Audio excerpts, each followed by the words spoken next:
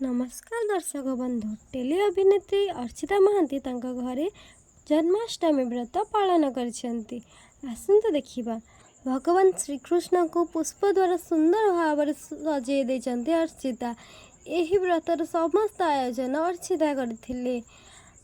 भगवान को पई 56 प्रकार भोग मध्य अर्चिता प्रस्तुत करथिले। भगवान प्रिय खाद्य सबु निजे हाथ से तैयारी करथिले। अर्चिता तोरी पाई तो पाई सीरियल समस्त कलाकार को निज घर को इनवाइट करथिले एही व्रत पालन करबा पाई। तो देखंतु ये हेले विश्वरूपा आपणकर प्रिय निधि। एठारे आपण तोरी पाई सीरियल समस्त कलाकार को देखिया को पाइबे। बहुत खुशीर सह भगवान को प्रार्थना करी एही व्रत को संपूर्ण कले।